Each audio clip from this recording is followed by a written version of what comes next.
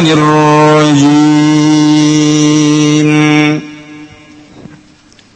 بسم الله الرحمن الرحيم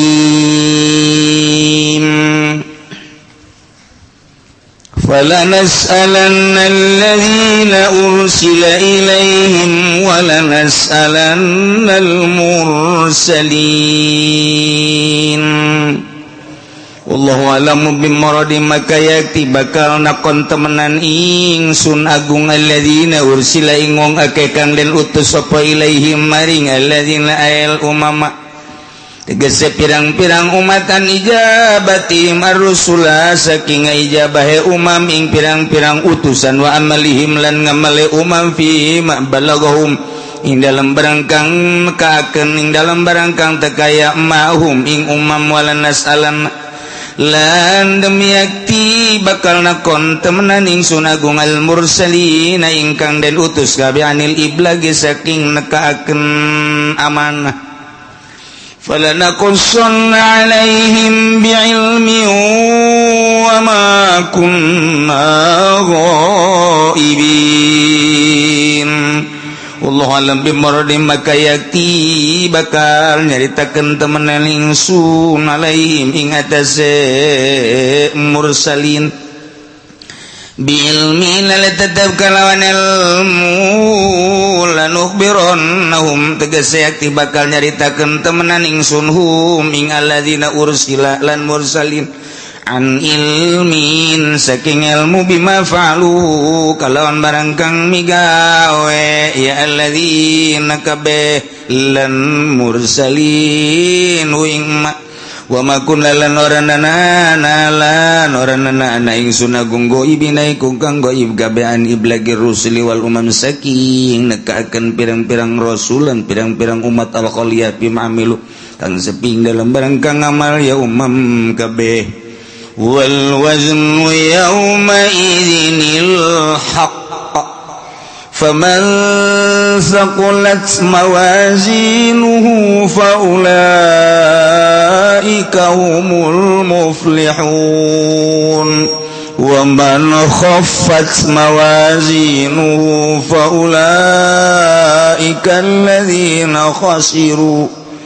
فأولئك الذين خسروا أنفسهم بما كانوا بآياتنا يظلمون Wallahu a'lam bimaradi wal wazlan utawi timbangan lil amali kade pirang-pirang pagawean aul yusuhaib atau kade pirang-pirang bukune amal bimizanin kalawan timbangan lahu lisanun kang iku tetep kada mizan utawi jarum wa kafatani lan cecepeh roro kama warada kaya barang kang tumekaya ma fi hadisin dalam hadis ka inun iku kang tetep yauma idzin dalam hari kalaika yaumil kiamah tegese yaumil kiamat tegese dina al-yaum sa'sual tegese dalam dina pertakonan al-mazkuri kang den tutur bahwa lan utaya yaumul su'al yaumul kiamat iku dina kiamat al-haqu kang haqq aladu tegese adil sifatul wajih iku dadi sifat lapat wazni faman sakulat bakau tawi usul kau tawi wong sakulat kang abot mawazin wa pirang-pirang timbangan yaziman bil hasanati kalawan sake amal becik fa ulaika iku makau ta'i mangkono manhum taya ulaika iku al muflihuna kang bahagia kabeh al faizuna tegese kang bahagia kabeh wa man khafat lan desa pamaniku khafat kapan khafat lan utai wong kang khafat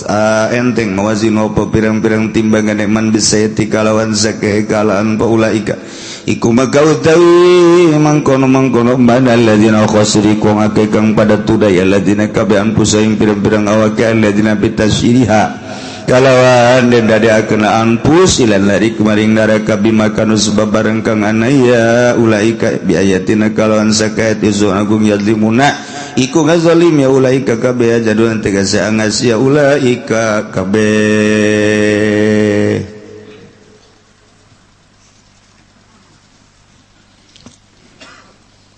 sabada Allah ngajelaskeun tentang hamba-hamba Allah nu teu nurut ka aturan-aturan syariat para rasulna, ngabohongkeun ka para utusan-utusan Allah, di dunia keneh disiksa. Kam min qaryatin ahlaknaha fajaaha ba'suna bayatan aw hum qailu. Ketika manehanana ditanya eueuh deui iwalti fabakana da'wahum iz ja'ahum basuna illa an qalu inna kunna zalimin.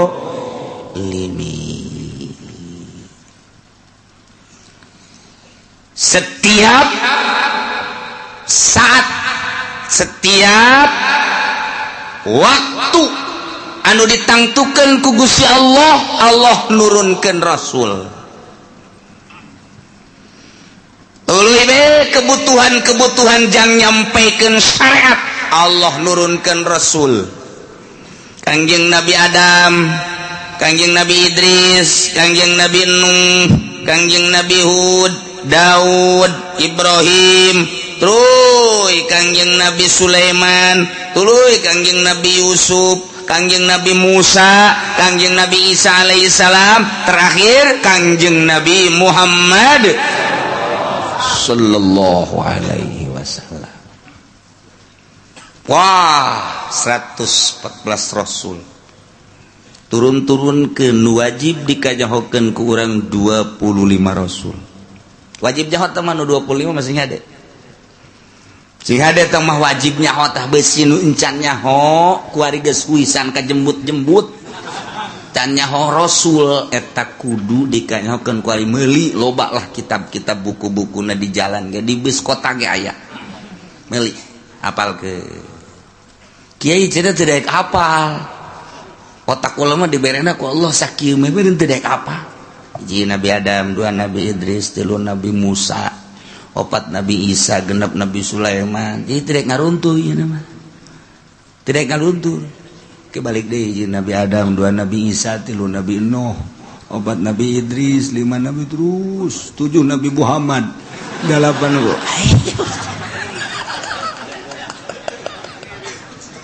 Dilempengkeun ge dilempeng. Ih, lain kita tuh. Kieu hiji Nabi Adam, dan Nabi Idris, dan Nabi Muhammad coba. Geus dibenerkeun heunya, kae ditalar rumahnya kitu deui bae. Hiji Nabi Adam, dua Nabi Hud, lima Nabi Idris, genep Nabi 7 Nabi Muhammad, 8 Nabi Isa. Aing mah teu daekeun. Sakieu bae meureun aing mah otak ku Allah. Tak kumaha tah? Nyaho mah nyaho ngan teu daek ngaruntun, cukup. Cukup geus sakitu ge.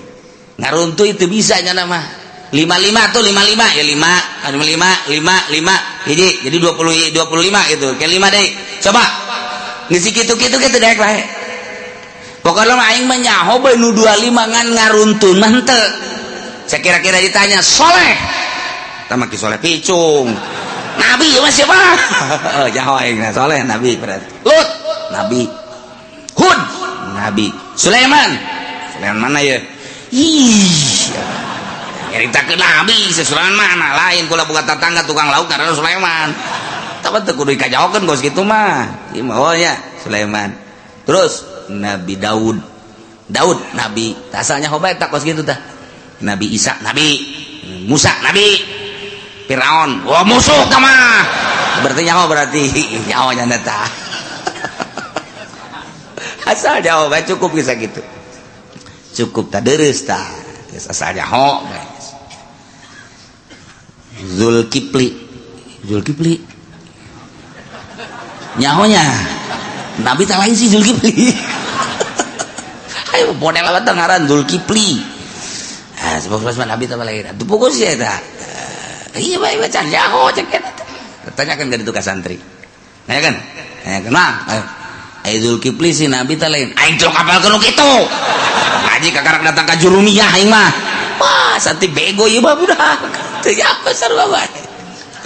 atuh dinazomkeun kapan hum adamun idrisun nuhun hudun ma atuh dinazomkeun aya urang ngaji mah jadi geus nyaho tah asal rangkaianana dinazomkeun nyaho bae nya jadi santri mah ngeunaheun sebab aya dina kitabna mun geus kabeuli kitabna mun encan atuh henteu pagon deui atau kabeuli ngan can di aja tuh hese atau geus di aja ngan poho atuh sarua bae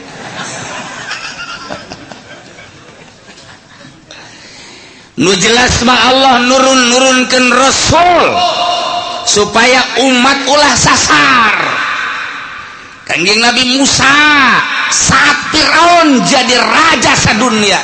turunkeun Kangjeng Nabi Musa supaya pangeran teh anu ngadamel langit bumi nu ngahirupan nu mangamotan hariskeun Allah dakwah Kangjeng Nabi Musa bere kitab Taurat teu percaya Yahudi teh lah sababaraha gerintil lu percaya ka Kangjeng Nabi Musa alaihis nyaritakeun Kangjeng Nabi Musa sabada kula bakal aya Kangjeng Nabi Isa alaihissalam percaya ka Kangjeng Nabi Isa ciri-ciri Kangjeng Nabi Isa dijelaskan dina kitab Taurat jol Kangjeng Nabi Isa hampir dibunuh Kangjeng Nabi Isa ku umat Masya Allah kari Injil kitabna di Injil dijelaskan engke bakal aya ngaran nabi terakhir ismuhu Muhammad ngarana Kangjeng Nabi mah ciri-cirina ti mimiti pangambungna cepilna socana bibirna senaon gitu waosna kulitna kabeh gedeg pangadeg ka rambutna dan lain sebagainya bahasa-bahasana geus aya dina kitab Injil masyaallah yati mim ba'dismu Ahmad dijelaskeun dina kitab Injil wajib iman ka dia jol Kangjeng Nabi Abu Jahal teh tukang maca Injil Abu Sufyan teh tukang maca Injil Abu Lahab teh tokoh Mekah tukang maca Injil aya dina kitab Injilna nyana nyahoeun bahwa Muhammad teh asli teh aya dina Injilna kulantaran takabur nyana teh iman ka Kangjeng Nabi dia kuari lamun urang ngadengikeun Barnabas tu asli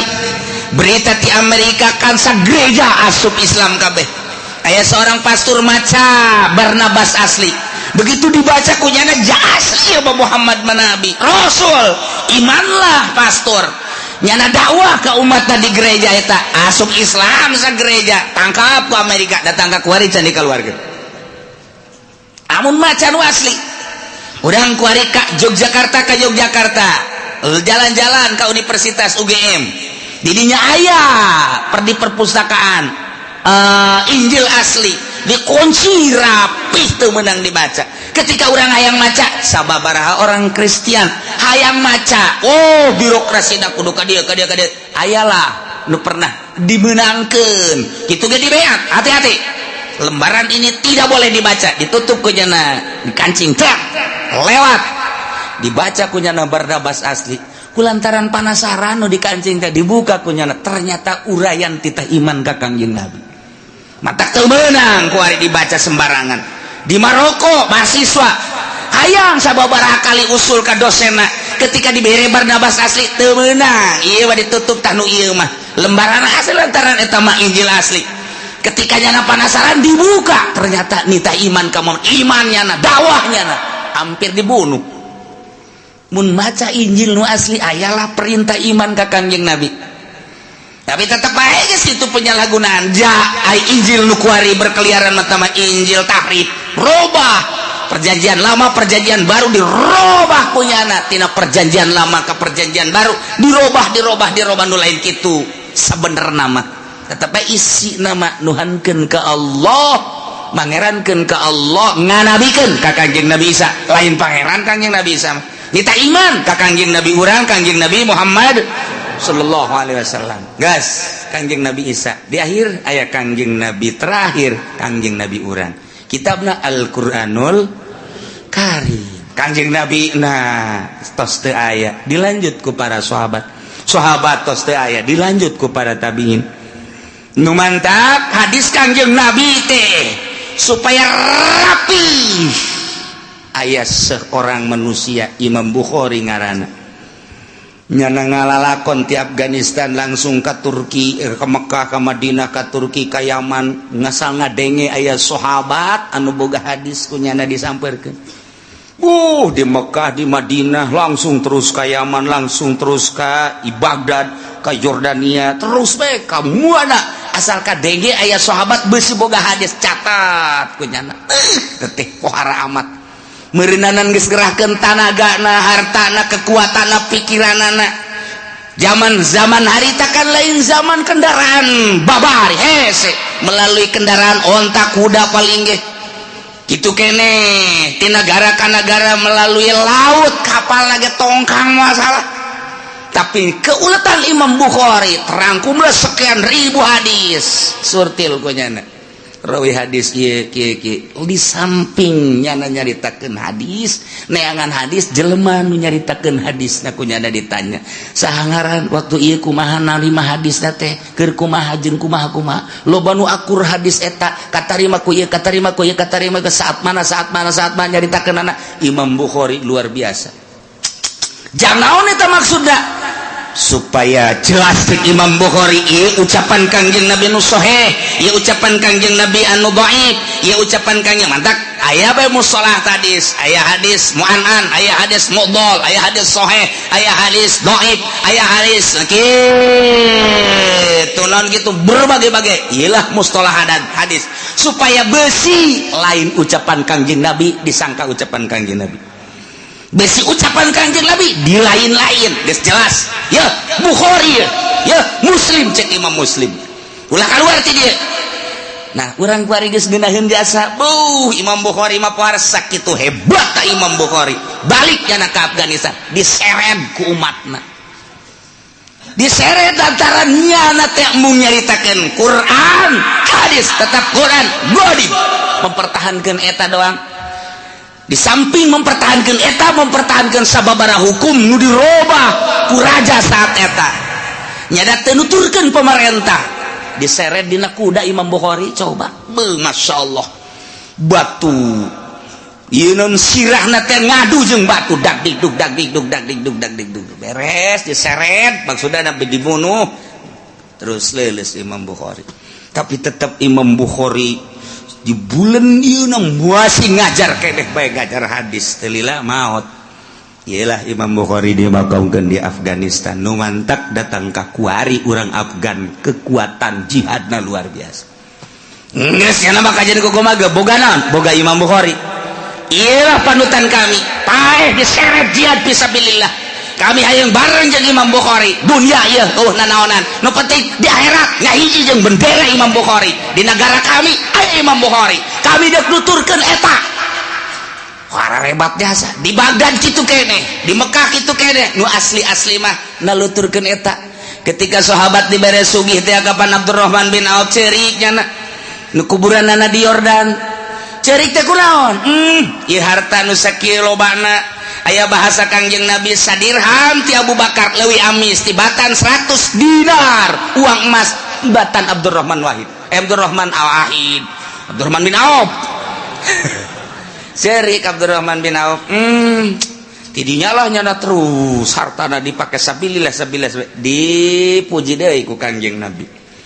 sugih ge ai pake sabilillah mah bakal akur jeung jelema-jelema anu teu boga sebab nu bakal sabiqunal awwalu ti heula ka sorga jelema fuqara miskin nah aja ente boga perasaan aing ti heula jan bogo ente mah tuh kakira ente mah nyaho teuing jangan rasulapan idielah begitu dibere harta di embung cek Abdurrahman padahal sugih cek Abdurrahman bin Auf embung kunaon besing ke di akhirat tengah hiji jeung Abu Bakar Siddiq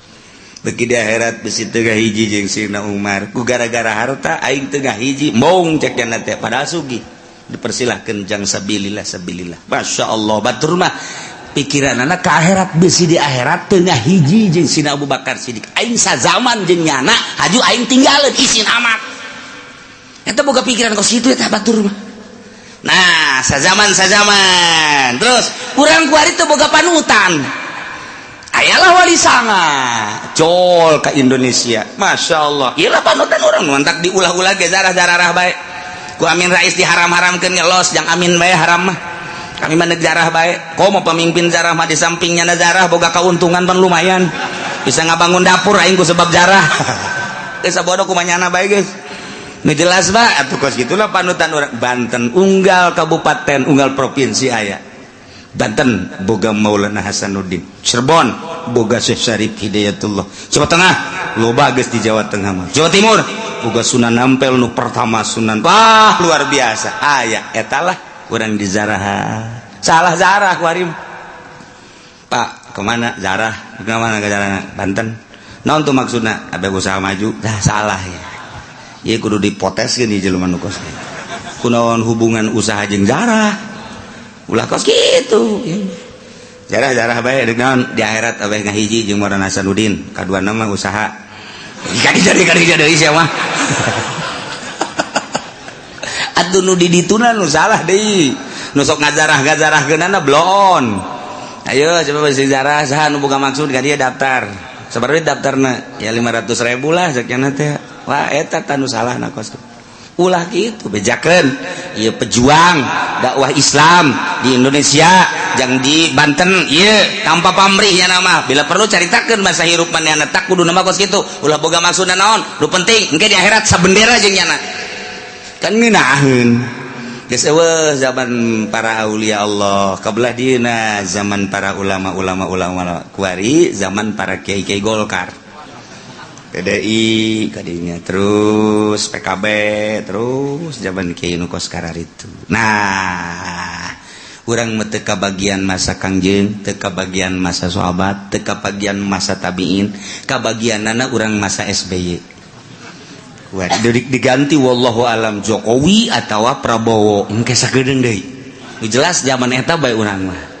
bisa bodoh zaman mana-mana ge ieu mah kuari neuk dijelaskeun urusan masalah pertanyaan jaga di akhirat. Waduh falanas'alanna alladzina ursila ilaihim walanas'alannal mursalin. Wallahu alamu bimuradi engke urang tekan kiamat sanggeusna kiamat tiupan pertama Kangjeng malaikat Israfil alaihi salam niup jelema teh kakaler ka kidul kawetan ka kulon lulumpatan anu keur nyusu anakna dibalangkeun budak leutik keneh kakarak leumpang geus huisan kobo aki-aki mah modar di dinya. Geus aki-aki mah teu kudu kiamat kuari ge titah leumpang di nu panas engke oleng gejebur sorangan. Mantak lamun perangnya nama engke ku Amerika ge moal ditembak. Moal nya naon? Perang tutut. Hook. Senjata nembak nu kieu ceuk. Antepkeun. Lupat sia, lupat. Di kieu-kieu doang. Moal ditembakkeun hook luru aing geus sia. Budak beladik goplak nu kan bener kan. Paeh sia namanya. Aki-aki tekudu di ansongan senjata aki-aki mah ansongan sieni urang Lampung. Ayo saya kena naik paeh di luhur bateung. Nah ieu ke kiamat beres parae ganti bumi rata gunung Masya Allah. Mentak kurang lamun jaritakeun ente nyangka gunung teh bakal na angger horenganan tamur meresahab gunung nuku urang kaciri teger watarol jibala ente neule gunung pajar ente mah gagah tegak luar biasa horenganan gunung teh leumpang tamur meresahab percis okos mega bae leumpang gunung gengke bae leumpang tiup ku balikat sampai rat lelempangan kari kakale aju wataral jibala qamidah disangka gunung teh teger kuat horenganan tamur marasahab leeh nana gunung sakitu tegerna leeh kok masih Juned ajur ganti rata laut gunung kobe wah geus diterjemahkeun ku Raden Oma Irama kiamat eta terjadinya ada jadi presiden. Masya Allah gunung-gunung yang tinggi menjulang hari itu akan dimusnahkan. Wah pohara jasa Masya Allah lautan yang dalam sarua bae eta kos kitu jana beunang di Quran moal salah eta.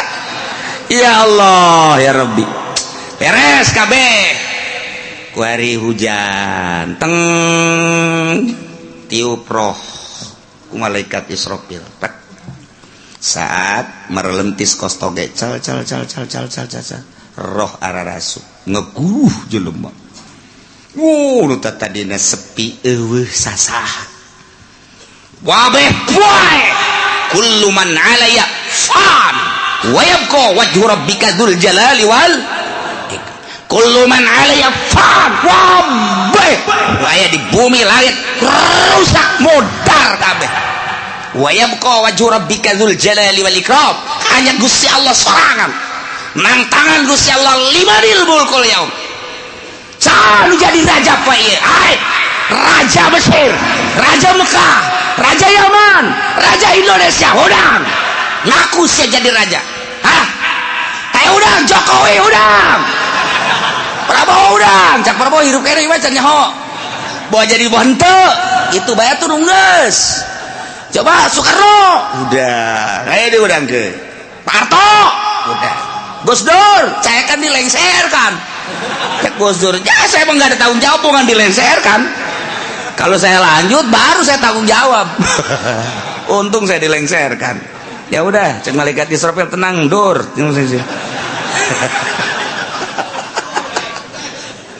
Masya Allah. Tantangan limanil mulkul yaum. Geus beres kabeh harirup.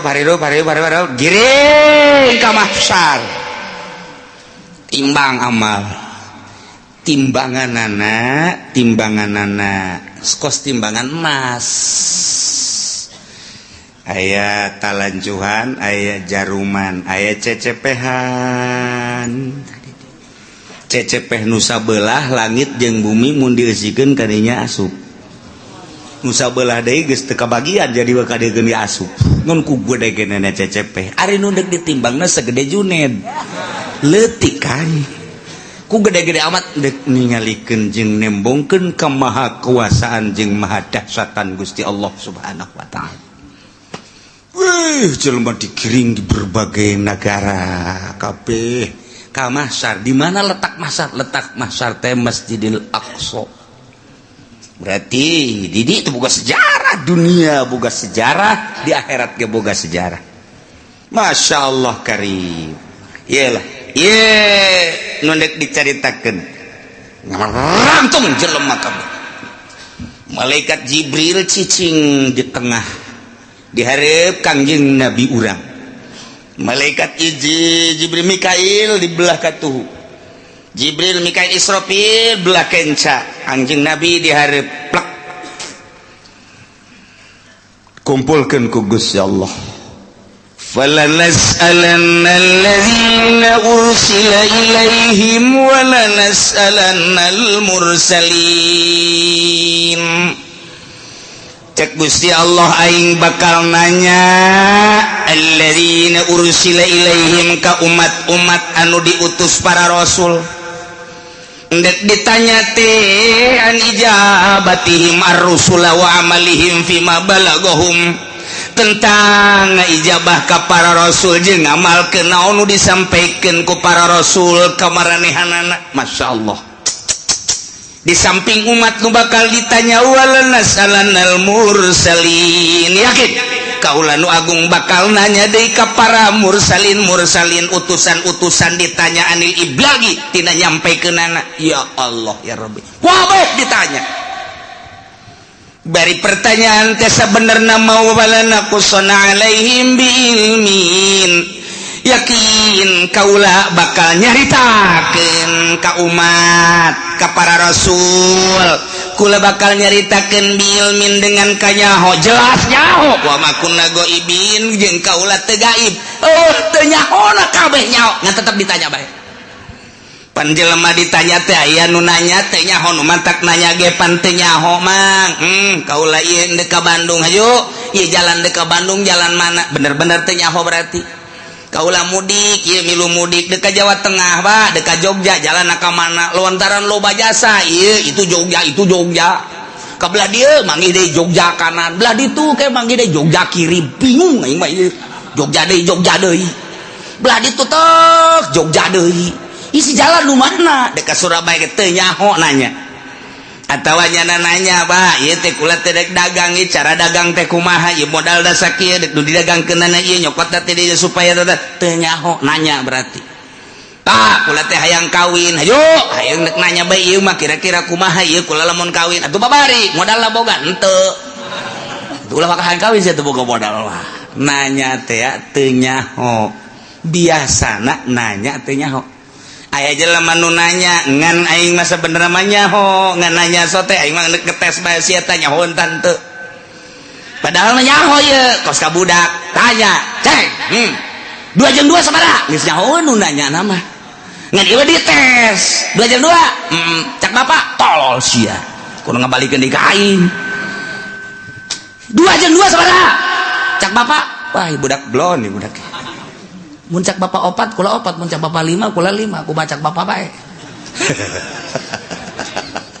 nyaho ye nu nanya nama guru ka muridnya ho nu mantak nanya teh dites berarti nah aya deui nanya teh ngajejeleh boga anak minta duit dibere tah 1 juta yo moodal saminggu minta deui teh jang anu bere deui minta deui dibere deui geus ka 5 kali ka dia sia cicing sia dinya dieu hai aing geus sabaraha kali mere duit ka sia bego teu meunang tah anak atuh hitung bae ku bapak ditikem sia ku bapak goblok atuh nyahoeun bapak ge geus mere duit sabaraha kali ngah sudah dipake naon tah duit ieu sia didinya pertama sia ku aing minta dibere kadua dibere aju minta deui dibere tah aing nanya ka sia geus sabaraha kali aing abah ge bere duit ka sia teu meunang teu hitung bah teu meunang jalain kos kitu teh mah maksudna nyarekan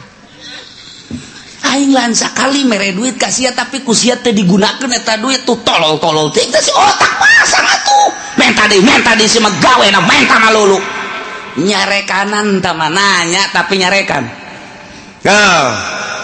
Bari bah, yang mah boga duit, ajo minta duit sore aja mentana. Mio seperti tah mio. Oh sia dibanding mio, tapi pakai kusianya, nu bener tah, belikan kusia. Lamun kredit jeung cash lain deui bah hargana. Lamun kredit sabaraha? Barakara kredit? Omong sia lain sari. Bahkan hese dek beli cash deh di akhir zaman mah kredit bermodel. Yahudi teh geus kos karar itu bae. Nah, belikeun. Menang meureunanan setengah bulan bah. Ang melikeun motor di motor naon? Motor mio anu itu ka mana? Aya mah aya bah. Ngan ieu kebutuhan aya deui bah. Bere deui. Ja aya ieu bapana ge. Duit mah eueuh bapana mah aya. Aya tah. Bere deui. Bere deui 3 kali. Budak motor kamarananya dibeli cenah kebutuhan barang ditanyakan ternyata dijual. Oh adek abah sabaraha kali belikeun motor ka sia hah sabaraha kali padahal mah nanya nyaun jangan umang belikeun lagi abah mana make nanya deuk nyarekan. Nah ieu ge sarua ye Allah teh deuk nanya ka umat atuh teh kudu ditanya ku Gusti Allah jauhkeun nyahoeun. Ja Allah mah pangeran. Urang turun ka alam dunia Allah nyahoeun, kuari hirup dihirupan ku Allah, Allah Maha Uninga. Kemudian urang kuari ayeuna di baya pagawean dagang berpolitik atuh Allah mah Maha Uninga. Kapae-pae urang mah teu nyaho ira bakal pae Allah bageus nyahoeun. Kumaha ditanya tuh urang ku Gusti Allah, nanya da deuk nyarekan ka urang. Nah, ieu sia bakal ditanya ku Gusti Allah. Teu menang kieu sia ku aing pan dihirupan. Nah ieu sia harita teh hirup kemudian pagawean sia waktu hirup naon bae cak Gusti padahal Allah nyaho cek urang teh atuh coba bae Gusti ka nyahona tumpahkeun ka dieu wah dikerekem sia ku Gusti Allah. Teu menang kos kitu nyanggakeun sadaya-daya Gusti pangeunan Gusti Maha Uninga. Nah ieu bakal ditanya urang kabeh ditanya urang sebagai makhluk ditanya Kangjeng Nabi lagi ditanya sarua bae. Urang ditanya tentang naon? Tentang an ijabatihim ar-rusul wa amalihim fima balaghum. Urang teh ngaijabah ka Kangjeng Nabi. Narima kana ka Kangjeng Nabi syariatna jeung ngamalkeun datang ka mana? Ditanya. zaman Kangjeng, zaman sahabat, zaman tabi'in, zaman para wali, kuari. Junaid maju. Enggak. Zaman saya hirup. Beye. Aing mah lain aja rajana lain. Kiai sia nu nyampaikeun amanah para rasul. Nu nyampaikeun nu tabligh, nyampaikeun amanah rasul sa zaman sia. Abdi harita teh gitu mui abdi harita di kecamatan mah kitu Kiturmudi naiknya ke kabupaten ju naik dinya ke provinsi pernah nyampaikan ai dibayar nyampaikan ai henteu mana mui mana mui panggil mui ih kuari nyana ngeungeunahana mui nagara sia saha harita mui abdi aya orang kronjo agel iya nu formal nu formil dipanggil eta geus teu bares mah lantaran nya nama ngomong aya dibayar teu ngomong teu dibayar teu ngomong dibere daek ngomong boga jabatan teu boga jabatan teu daek ngomong ieu mah anu berkeliaran we sa nah aya digigir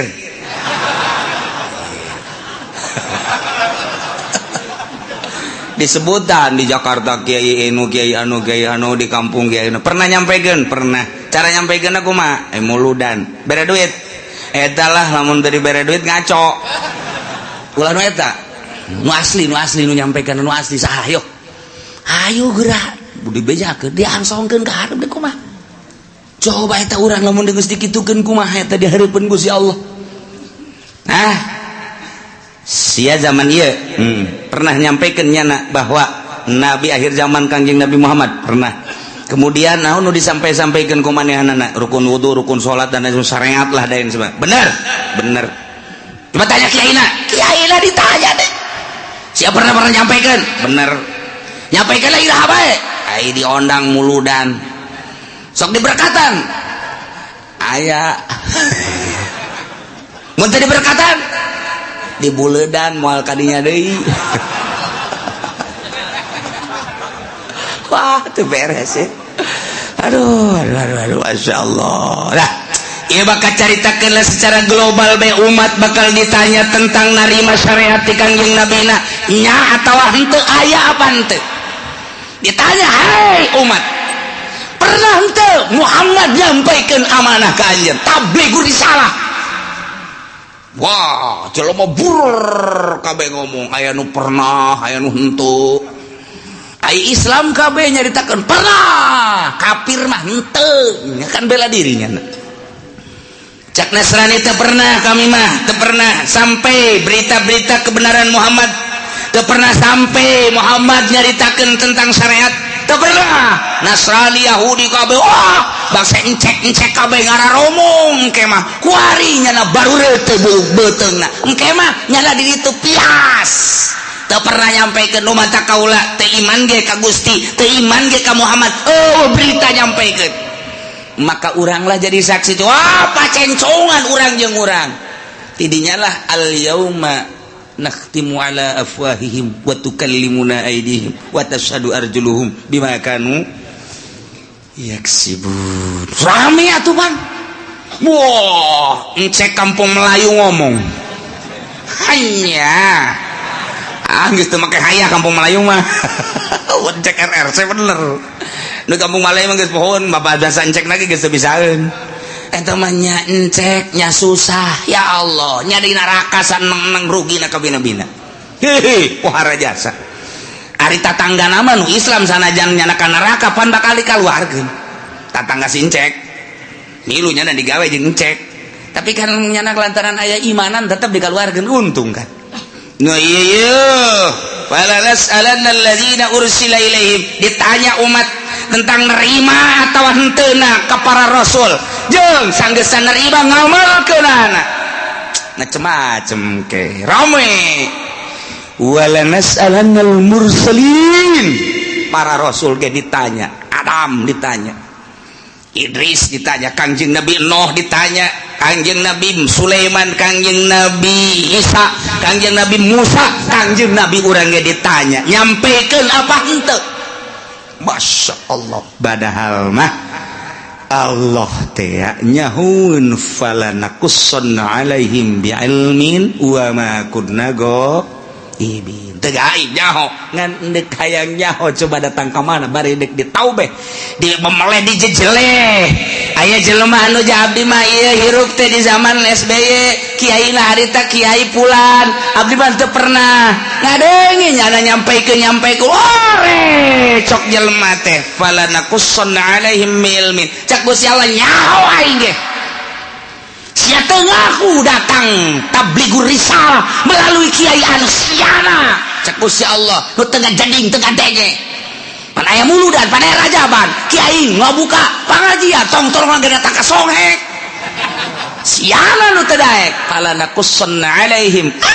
Allah jaritakeun neunaeun bagi kiai nu katitipan ilmu sampaikeun besingke di akhirat ditanya walanas'alannal mursalin ditanya para mursalin ditanya para wali para kiai ketika urang dikahareupeun kiai anu sia di zaman anu nyampaikeun teu henteu kunaon sia dititipan ilmu teu nyampaikeun nu ngondang kunaon sia nu mata kayang diondang ieu cak ditangkal lamun naon tah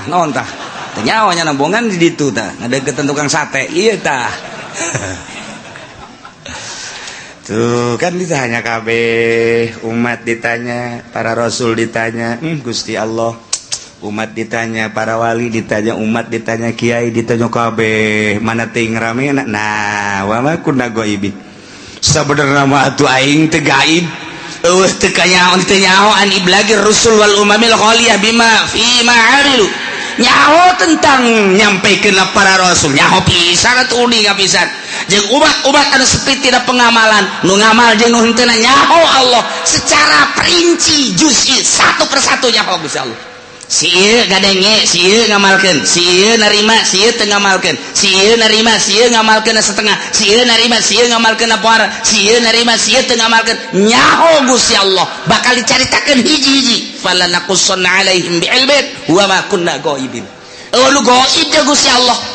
Gusti Allah maha uninga nu mantak urang kuari salat ti penting teu kudu dikanyahokeun ku tatangga cukup ku Gusti Allah engke bakal ditanya ketika ditanya aya teh berita tabligur risalah aya melalui saha kiai anu sia ngamalkeun teh nyanggakeun sadaya-daya ka Gusti maha uninga abdi penting-penting ge hudang haju kiai haju HSDI eta anu ku aing ditolol-tolol ge sia goblok sia hudang mah hudang tapi ngan kiai doang tapi kan uninga Gusti Allah aing nyaho ka sia sok ngaji lempang ngajina nyaho aing ngadengekeun nganyaho haju ngamalkeun nyaho penting sia hudang haju tahajud aing mah keur nanya bae cek Gusti Allah sebagai pangeran ditanya ku aing hidup padahal mah aing geus nyaho falanakussanna alaihim biilmin wa ma kunna ghaibin nu gaib jeung aing mah aing nyaho ka sia narima ti kiai anu kemudian sia ngamalkeun geus ka belah dieu sia zaman sasya abdi bareng jeung si itu hirupna pernah sia ngadege urang teh kiai pernah ngamalkeun Gusti maha uninga teu kaburu Gusti naon bae kasibukan sia abdi di pabrik Gusti mana babaturan sia anu di pabrik aya tuh itu sia ka di pabrik sia eta neangan duit jang kitu napakah pamajikan jeung keluarga sia sempet salat abdi mah minggu ngaji lamun teu keur gawe emang aya nu minggu gawe aya abdi mah ieu teh aya naon kitu ngaranna kesempatan salat mah salat tah bareng sapabrik sia pan sia mah salat sia henteu nyangageun Gusti deuk kuas wa ma kunna ghaibin nu gaib nek ngomong naon sia aya dalilna tah babaturan sia mah jadi pabrik ke sapabrik bala jeung sia malah sakontrakan sangarendeng sia mah ja salat sia nu henteu nah nu matak sapabrik aya bae tah nu dibere daek salat jang dalil engke di akhirat besinya ngomong bo Gusti bongan abdi mah dibere susah haju di pabrik teu kaburu salat Gusti neangan duit bae babaturan sia datakeun da susah sarua pas salat sia ka ditu atuh dek lompat ka mana sia serius ya dah makun lah goibin waduh goib jago siapa mah dek nyarekan bae supaya kadenge ku ban sojen tinggal babaturan-babaturannya na waduh si itu dicarekan moal teu aja dicarekan ini kelumpat ka mana ya ini kelumpat ka mana nah kabeh bakal ditanya fala naqussonna alaihim bi'ilmin wa ma kunna goibin tanya hiji-hiji bari Allah nyaho lu goib ka Gusti Allah supaya jelas Allah teh pangeran dek ngajejeleh jelema ditanya ku Gusti Allah kunaon sia persiapkeun ti kuari jang engke ngajawab pertanyaan eta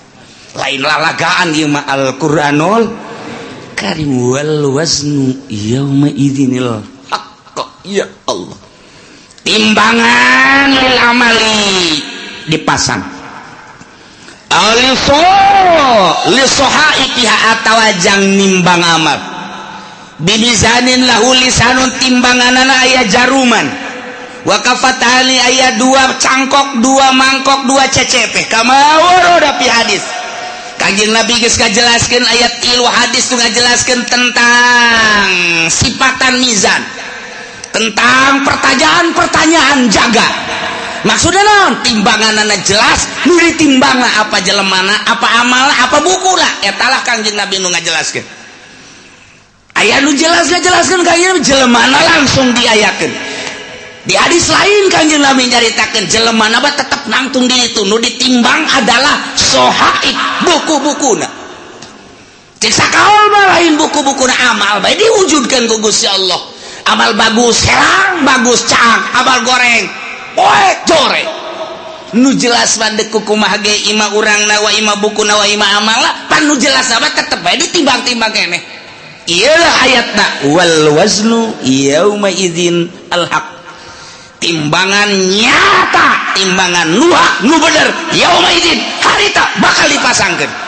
jangan sing hade faman saqulat mawazinuhu faulaika humul muflihun sahaja lemah nu ditimbang berat amal hadena faulaika humul muflihun bahagia wa man khaffat jelema anu hampang mawazinuhu kahadeanana berat ku kagorenganana faulaika alladzina khasiru anfusahum jelema eta lah anu ngarugikeun dirina waktu di dunia bongan teu daek beramal bitaswiriha ilan nar ku sebab dijonggokeun ka neraka bima kanu bi ayatina yazlimun ku sebab maranehanana ngazolimkeun teu percaya ka ayat-ayat Allah subhanahu wa ta'ala nu ngantak urang mah alhamdulillahirabbil jauh masa urang ka Kangjeng Nabi tapi urang iman ka Kangjeng Nabi Muhammad sallallahu alaihi wasallam jauh jeung Kangjeng Nabi tapi urang ngalaksanakeun syariatna dibabaca ku urang sifat wajib di Kangjeng Nabi di para rasul teh opat urang diantarana kabeleteran kuari tah di dieulah bakal ditimbang saurang-saurang malaikat Jibril di dieu Mikail di dieu Israfil di dieu Kangjeng Nabi di dieu cek sakaol Kangjeng Nabi ngajelaskeun timbangan hade nu gede jurusan sorga timbangan nu goreng ieu neraka asal ditimbang let ka dieu ka kenca belah dieu geus tinggal ngagejebur ka neraka asal ditimbang leketai ka belah dieu geus sorga tinggal berangkat ka sorga bae ya Allah ya Rabbi kuari urang teh cek sakaol Kangjeng Nabi ngajelaskeun timbangan teh timbangan qada wal adli ieu timbangan teh timbangan papasten jeung keadilan nu mantap kuari urang timbang diri urang kuari kurang kudu timbang kajujuran jeung keadilan urang geus datang ka mana urang nuturkeun Kangjeng Nabi geus datang ka mana ngalaksanakeun syariat Kangjeng Nabi ketika ditimbang kurang bera rasa aing lamun ditimbang berat mana ya ti mata bae mata ye lobaan dipake neuleuh Quran apa lobaan dipake neuleuh TV kurang bae timbang kuari ye qada wal adli kuari cek Kangjeng Nabi timbang maneh merenung ceuli lobaan pake ngadengekeun musik apa lobaan pake ngadengekeun urayan-urayan hayo coba hayo apa lobaan ngadengekeun anu hasud ka urang anu ngomongkeun ka urang apa lobaan make ngadengekeun Al-Qur'an hadis kalam ulama timbang ku urang sorangan bari merenung kieu urang timbang ku sorangan bae hayo geura leungeun lobaan pake nyekelan naon ieu leungeun hayo sia leungeun apa nu teas-teas apa nu hipu-hipu sia leungeun timbang ku sorangan orang komo nunggu sekolot mah maningan ge bede mah melotot pegangan nunggu sekolah budaya ge tinggal haji na woi mana eta mata kosong amat teu kosong teu naon ngalang layung kitu teh tuh dirinya bae lanang eta melotot itu keur ngarenung ngaji tadi cak kiai aing ieu geus asa di akhirat bae ya haji teu percaya karena kuari bae kalau ngomong gitu atuh si aing bener ku sia dikitu-kitu dekeran tuh iya keur ngalamun aing di akhirat teh cek kiai ge timbang cenah amal hampura aing haji ya tukul ge hampura tah geus rada deres sakitu mah tukul deui bureun hampura sok nyerekan ka haji teh mah tuh hampura aing geus dihampura jasa mun aing kawin deui tah pakarak dek bener ge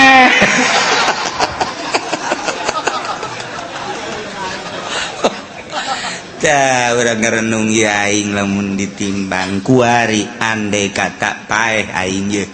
ditimbang beratan ka mana mulai urang ngurucut cai mata Gusti tibalik datang ka kuari Gusti Allah nyaritakeun kahirupan para rasul nyawa ditarohkeun jang ka Allah terus di para sahabat nyawa ditarohkeun abdi manarohkeun harta ge ku pait-pait teh di zaman para wali songo eta teh perang nyawa tarohanan urang lamun zalah ka Kudus masyaallah jana mapan balik teh dicacag nu ku urang kuari dizarahan di Kudus Sunan saha ngaranna Kudus tuh saya jarah bete nyawa ngaran aju kiaina poho buku aing ge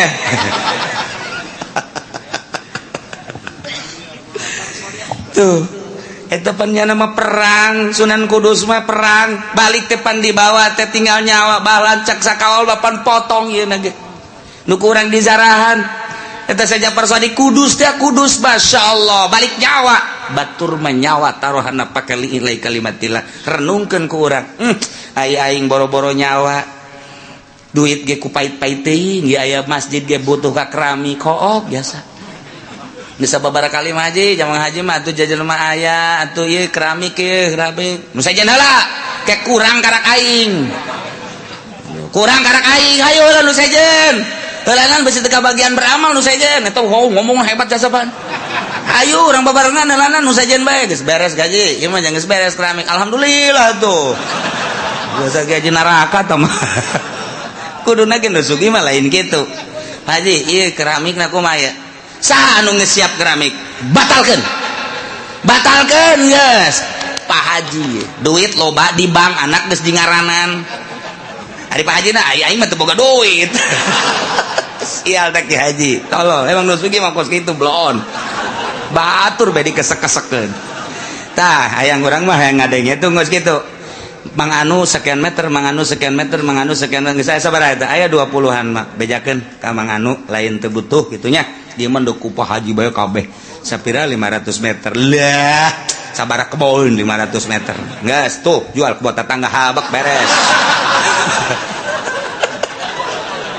bener lagi Haji dasar pelit-pelit bae tah ngeunaheun urang ngadengena bejakeun geus dulu sadaya hampura ieu mah ditarima tarima bae nu 1 meter 2 meter ngan ke dialihkeun ka nu sajen sebab ieu keramik ditangkes ku Pak Haji anu maksudna abeh teu kesel deui cek jada teh ieu mah duitna aya naon teh alhamdulillah tuh nu kami mah geus kanaonkeun bae kan ngeunaheun teh mun aya di lembur lu kos itu ieu mah henteu Pak ayo heula ke kurang aing kurangna 1 meter eta nu dimaksud ku aing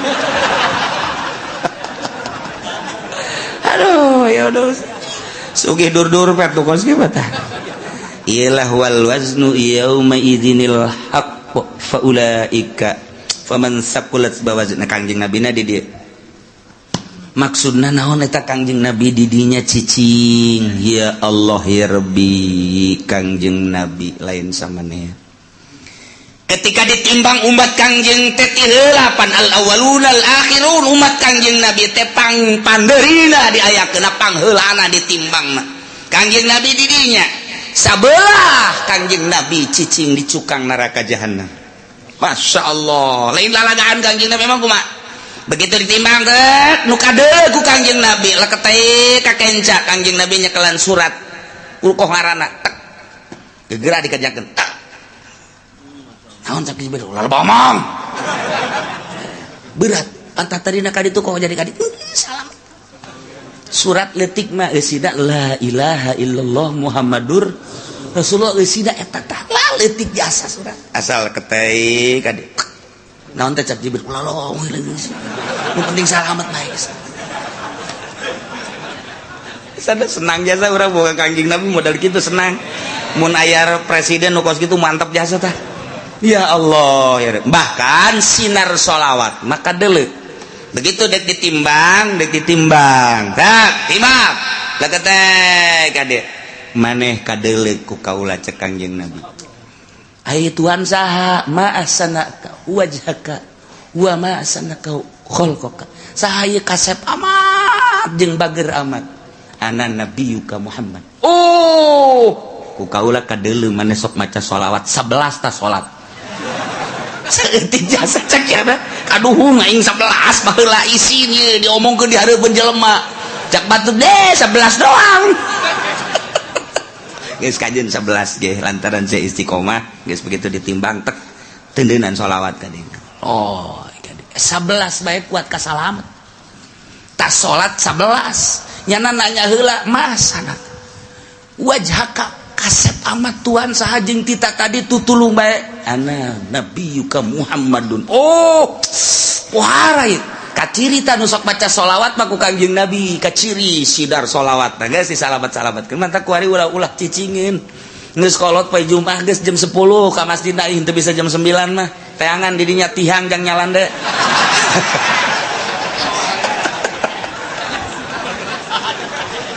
tungtungna lain maca sholawat tasbih ka mana mata ka mana bahkan aya nu nyokot ge tambah baturan tasbih teh nyaho nyana barang hudang aya tasbih aing ka mana Arwata ke baca sholawat lah mumpung orang hirup komo nunggu sekolot mah ya ingat wal waznu yauma idzinil haqq ya Allah ya Rabbi ingis jasa untung aya Kangjeng Nabi urang Kangjeng Nabi Muhammad sallallahu alaihi wasallam lantaran kabeladianan mah cepet ya cepet limbang lah cepet jadi Kangjeng Nabi kan latuh lantaran sorangan limbang cepet lai ka dieu aya anu henteu kabagian sapaat kaburu Kangjeng Nabi na keur munjuna ka dieu ieu ka dieu dibalangkeun ka ditu kan waduh aing Muhammad bae cek jana aing teu kabagian lieu tapi tetap Kangjeng Nabi kadeuleu ku Kangjeng Nabi pas gagolepak ka neraka cekel ku Kangjeng Nabi entap tulung ka malaikat Jibril salamat ka eta ci atuh mah geus jore cek eta teh jadi teu da main simplong melulu ja aya sholawatan cek Kangjeng Nabi sabaraha sih sok maca sholawat ai muludan cakna maca tante henteu ngadengekeun doang lumayan sakitu ge cak Kangjeng Nabi nya daek ngadengekeun assalamu alayka zainal anbiya ya assalamu alayka atqal atqiyai nu macana mah santri kan jeung kiai sia kula mah cenah ngatur-ngatur eta berkat cakna aju ngatur-ngatur diatur teu jang kula heula teh tetep salamet bae pan mah apa eta ngan eta teh ngaguling heula ka neraka tah mah tapi tetep kok gajer rewel Jibril salametkeun masyaallah Kangjeng Nabi moal aya pang sibuk-sibukna ieu ketika wal wasdu yauma idzinil haq sibuknya sa Kangjeng Nabi geus manu ieu geus manu itu geus manu ieu nu itu geus ulah aya bae umat Kangjeng Nabi nu ngagolepak ka neraka pohara jasa pan mantak teh kuari usul ka Kangjeng Nabi beusi engke kalepasan teu kadeuleu teu karawel lanjut teu kalekep ka bapak tuh padoh pan geus kalekep apa teu kadeuleu ku Kangjeng Nabi umat aing geus beakeun can Jibril beak geus aya wae nu teu kalekep bangonna mah aya pan kita tadi aing sakieu sibuk lah cek Kangjeng Nabi ka dieu eta lah aya bae coba tang ya tuh bener cabut Jibril cabut sih ti kalekep kunaon kredit cek eta lewat ketik wari urang lobakeun maca sholawat ka Kangjeng Nabi Muhammad sallallahu alaihi wasallam apalkeun ayat ieu mah ieu jang supaya urang merenung wal waznu ari timbangan yauma izin nalika dipertanyakeun umat jeung para nabi yakni yaumal kiamah al haqu timbangan nu jelas nu hak nu nyata bakal dipasangkeun urang bakal ditimbang ima urangna langsung wa ima amalna wa ima bukuna nu bakal ditimbang nu jelas deuk mamana ge pasti ditimbang. Renungkeun ku urang aing mun ditimbang beratan mana haju Kangjeng Nabi neuleuh tah henteu ka aing saat eta mun urang ditimbang bagus nikmat amat ketika urang ditimbang goreng haju Kangjeng Nabi neuleuh tetep ku Kangjeng Nabi diamankeun ieu nu rempan mah timbangan urang jore Kangjeng Nabi na teu neuleuh ka urang apa teh kalekep eta tah ieu tah nu dikhawatirkeun beusi ti kalekep doa masyaallah mudah-mudahan urang kabehan engke katingali ku Kangjeng Nabi urang disafaatan ku Kangjeng Nabi urang sehingga urang kabehan salamet di bawah bendera Kangjeng Nabi urang Kangjeng Nabi Muhammad sallallahu alaihi wasallam walaqad makanna wallahu a'lam. Ngajina hiji dua urang besi aya nu endek ka lapangan baris aya keneh waktu persilakeun besi de ka lapangan los make teu kudu make naon kitu ngaranna setelan anu akur teu kudu kuari bae mentes ngaji ka lapangan make samping kabehan baris teu kudu akur kanan kiri hese teh mah tuh kudu dilatih sedengkeun nu ngaji di dieu pan tilok latihan geus kuari mah ka lapangan bae ka ditu meuli baso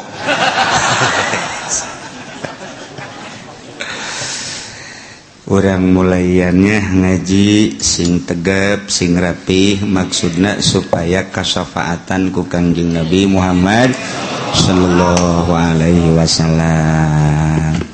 Allahumma shalli wa sallim ala sayyidina Muhammadin fil awwalin wal akhirin wa barik wa sallim wa radiyallahu ta'ala an sadatina ashabi sayyidina Rasulillah ajma'in. Allahumma hdina siratal mustaqim Allahumma hdina siratal mustaqim Allahumma hdina siratal mustaqim siratal ladzina an'amta 'alaihim minan nabiyyin was-siddiqin wasyuhada'i was-shalihin wa hasuna ulaika rafiqa dzalikal fadlu minallahi wa kafa billahi alima wa shalli wa sallim ala jamil anbiya'i wal mursalin walhamdulillah.